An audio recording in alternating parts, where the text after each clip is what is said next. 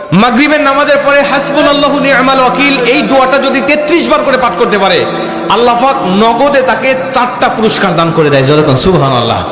এবং এই পুরস্কারগুলো আপনি নিজের চোখে দেখতে পারবেন যে হাসবুনাল্লাহু নি'মাল ওয়াকিল এই দোয়াটা পাঠ করার কারণে আল্লাহ পাক আপনাকে কি কি বেনিফিট দান করেছে।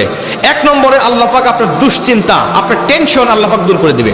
আপনি যত বড় দুশ্চিন্তায় থাকেন না কেন, আপনার টেনশন আপনাকে একদম শেষ করে দিচ্ছে।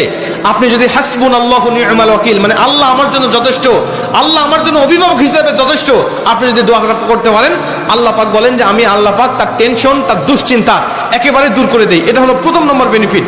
দ্বিতীয় নম্বর বেনিফিট হলো যে এই দোয়াটা যদি কোনো ব্যক্তি নিয়মিত পাঠ করতে পারে, রাসূল সাল্লাল্লাহু আলাইহি ওয়াসাল্লাম বলেন যে আল্লাহ রাব্বুল আলামিন তার বিপদ আপদ বালা মুসিবত আল্লাহ পাক দূর করে দেয়। এটা আল্লাহ পাক নিজেই তার জন্য সাহায্যকারী হয়ে যায়।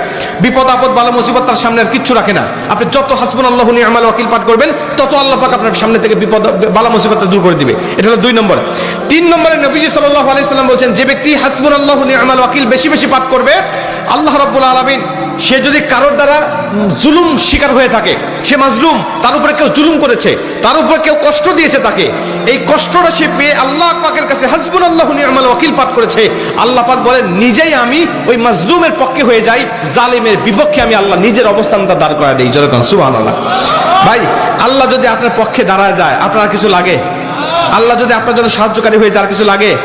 আপনাকে কোন জালিম আপনার উপর জুলুম করছে, আপনি হয়তো বা সেই জালিমের কাছে আপনি কিচ্ছু না, একেবারে তুচ্ছ, কিন্তু আল্লাহ তো তার থেকে অনেক বেশি শক্তিশালী। আল্লাহ পাক বলে যে আমি তখন ওই মাজলুমের পক্ষে দাঁড়া যাই, ওই জালিমের বিপক্ষে দাঁড়া যাই, আমি আল্লাহ আমার নিজের মতো করে আমি তখন বিচারটা শুরু করে দেই। যেরকম সুবহানাল্লাহ।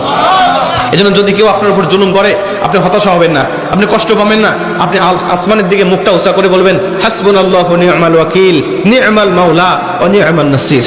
আপনি এই দোয়াটুকু শুধু পাঠ করবেন, দেখবেন যে আল্লাহ পাক আপনার সব হতাশা, সব দুশ্চিন্তা, সব টেনশন আল্লাহ পাক মুহূর্তের মধ্যেই আল্লাহ পাক আপনার দূর করে দিয়েছে। যেরকম সুবহানাল্লাহ। এবং 4 নম্বরে রাসূল সাল্লাল্লাহু আলাইহি ওয়াসাল্লাম বলেন যে তাকে আল্লাহ পাক দুনিয়া এবং আখিরাতের কল্যাণগুলো আল্লাহ পাক তাকে দান করে দেয়। দুনিয়াতে যত কল্যাণ, যত খারাপই আছে এগুলো দূর করে দেয়, কল্যাণগুলো আল্লাহ পাক দান করে দেয়। আবার আখিরাতের যত কল্যাণ লাগবে আপনার সব কল্যাণগুলো আল্লাহ পাক আপনাকে দান করে দিবে।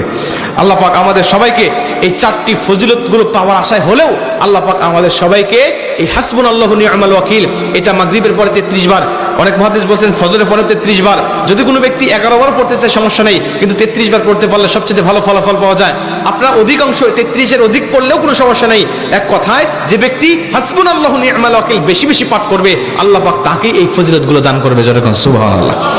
যতগুলো আমলের কথা বলা হয়েছে আল্লাহ পাক আমাকে সহ সবাইকে আমল করার তৌফিক দান করুক। জোরে বলেন আমিন।